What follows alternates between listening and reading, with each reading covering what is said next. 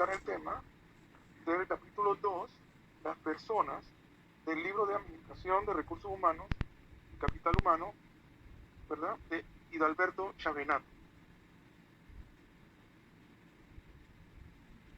En la Administración de Recursos Humanos es importante resaltar que las personas no solo son un recurso, sino que responden a una situación compleja en la cual no lo podemos ver simplemente como entidades productivas, sino más bien como personas complejas con un sinnúmero de necesidades y un sinnúmero de expectativas que la empresa debe de tratar de satisfacer para el mejoramiento de la productividad.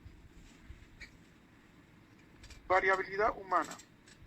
Aquí podemos observar que el hombre es un animal social con una tendencia a la vida en sociedad. O sea que el ser humano pues forma parte de un equipo, de un todo.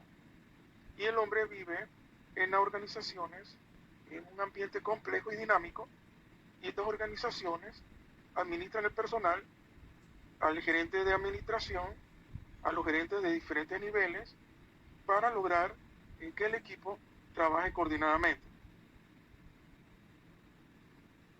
El modelo de conducta humana, ya nosotros refiriéndonos a las personas, existen pues varias teorías. Una de ellas se extrae de la psicología y mantiene el hecho de que el comportamiento humano está directamente proporcional a su personalidad, ¿verdad? Y al ambiente. De tal manera que el individuo forma parte de su ambiente e interactúa con él modificando su conducta. Obviamente, con una parte hereditaria que forma parte de su persona. Pero básicamente, en esta teoría, los dos elementos se combinan para que el individuo tenga su propia conducta. De tal manera que el ambiente y su herencia se combinan y forman entonces un todo.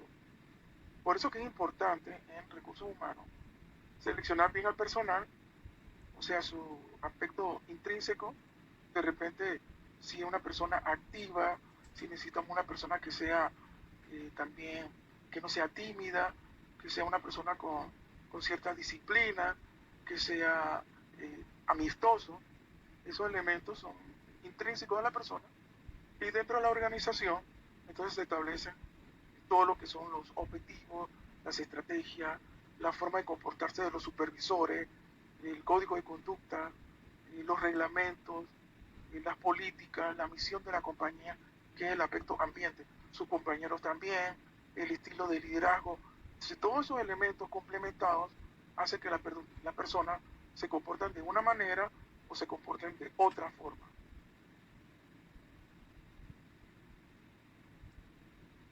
En otra teoría psicológica, que es la teoría de la disonancia cognitiva, esta teoría indica que cada persona se esfuerza por obtener un estado de conciencia coherente consigo mismo, de tal manera que la persona espera, ¿verdad?, sobre su ambiente un elemento que lo ayude a ser estable.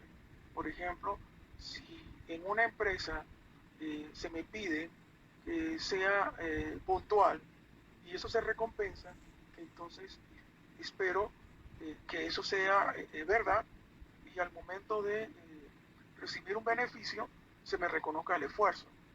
Si no se me reconoce el esfuerzo, entonces hay una disonancia cognitiva, de tal manera que me siento confundido y no sé qué se espera de mí.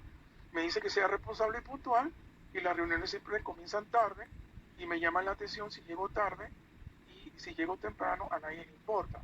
Tiene que haber una coherencia entre lo que yo espero y lo que el ambiente me está ofreciendo para que el empleado se sienta conforme con el estado en el que la empresa se mueve para formar un equipo, para que haya un equilibrio en su actual y en sus beneficios como empleado.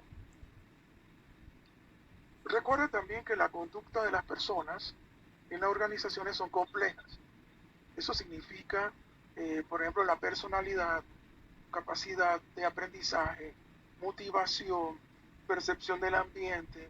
Todos esos factores influyen sobre el individuo y la organización, también esos aspectos de políticas, cohesión de grupo, etc. Por tal motivo, tenemos que estar pendientes de lo que opina el empleado, de hacer una evaluación de los supervisores, de sus subalternos, del cliente, del proveedor, hacer un análisis muy activo para que las personas trabajen coordinadamente. No se confundan con el hecho de que todo tiene que ser armonioso y como decía un capacitador que tuve en maestría, que decía que tampoco es puro besito y abrazo, es simplemente un orden, una disciplina, una estructura, una organización claras, precisas y honestas para que el individuo funcione adecuadamente y podamos obtener lo mejor de esa persona y podamos trabajar en equipo. No es una cuestión simplemente de llevarse bien. Ciclo motivacional. El ciclo motivacional empieza con el surgimiento de las necesidades. Eso es un aspecto dinámico porque organiza a la persona para que esté siempre en un proceso de equilibrio. Pongamos el ejemplo simple de la sed. En un momento de equilibrio la persona no tiene sed, pero luego en el estímulo la persona se imagina una fuente de agua y comienza a tener resequedad en el labio, resequedad en la garganta y una ansiedad de beber. La necesidad entonces de obtener ese líquido produce una tensión y esa tensión impulsa a la persona a moverse y a tomar el líquido y luego sentir una compensación por el hecho de tomar el agua. Esto se traduce en que si una persona dentro de una organización la estimulamos para que mejore sus estudios, esto significará que la persona obtendrá un mejor salario y por eso le estamos produciendo la atención de que un mejor salario significa más beneficios y la persona entonces estará dispuesta a obtener un título universitario para mejorar su condición económica. La frustración se puede dar si después de obtener ese título la empresa no se lo reconoce. Por eso hay que tener cuidado en establecer estos estímulos porque no puede ser que luego que la persona logre el objetivo no haya la compensación de vida. Por eso que el gráfico mantiene dos vías, ¿verdad? La vía de la compensación o la vía de la frustración. Por eso que hay que tener cuidado en este aspecto y tener los reglamentos bien claros. En esta filmina podemos ver la teoría de Maslow, ¿verdad? Que es la teoría de la jerarquía de necesidades. Aquí vemos que son varias necesidades, se va de menor a mayor, en este caso se va desde la base hasta la pirámide o la punta. O sea, todas las personas inician con necesidades básicas. Aquí lo menciona el gráfico. Alimento, descanso, luego vienen las necesidades de seguridad, seguridad física, empleo, familia, protección, después están las necesidades de pertenencia, amistad, afecto, relaciones sociales, y luego viene la necesidad de reconocimiento, autorreconocimiento, confianza, respeto, y luego autorrealización, que es creatividad, aceptación de los hechos y liderazgo. De tal manera que una empresa debe brindarle a su empleado un salario que cumpla con sus necesidades básicas. También necesita que la seguridad del empleo que sea estable. También necesita afiliación, que se lleve bien con su compañero. Por eso es importante también establecer una ruta eso se llama de relaciones interpersonales, una organización informal que logremos establecer equipos deportivos, establecer actividades sociales para que haya más unión entre el grupo y luego la necesidad de reconocimiento como el prestigio, el logro con mejores salarios y mejores posiciones dentro de la organización. Y por último, el aspecto de aceptación y de liderazgo cuando esa persona llega a su cúspide de formación. Esto me recuerda a mí un ejemplo de una persona que una vez fue al extranjero, el papá lo mandó a estudiar, el papá era dueño de un negocio y cuando él llegó del extranjero con su título, él pensó, automáticamente voy a la gerencia. Equivocado estaba porque el papá lo hizo rotar por todos los departamentos antes de ir a la gerencia. Lo mandó al taller, lo mandó al departamento de cobro, luego lo mandó al departamento de mantenimiento, a recursos humanos, lo mandó también al departamento de atención al cliente. Y él decía, ¿por qué me están rotando por todos los puestos? Yo lo que quiero es mi gerencia. Cuando él llegó a la gerencia, el papá le dijo, ahora sí puedes ser gerente, porque conoces todas las necesidades de la organización, conoces todos los aspectos, conoces a todos los departamentos y puedes entonces lograr el objetivo de motivar y recompensar a tus empleados en forma bien equilibrada. Y eso fue una enseñanza bastante interesante. También menciona, el libro también menciona la teoría de los dos factores de Herzberg. Lo que sucede aquí es que Herzberg, otro teórico, manifiesta que las personas realmente tienen dos grandes factores. Está el factor higiénico y está el factor motivacional. ¿Esto qué significa? Que el factor higiénico es, por ejemplo, salario, condiciones físicas de trabajo, políticas administrativas y relaciones con el personal. Esto no motiva a las personas, pero si esto no existe, entonces hay una gran desmotivación.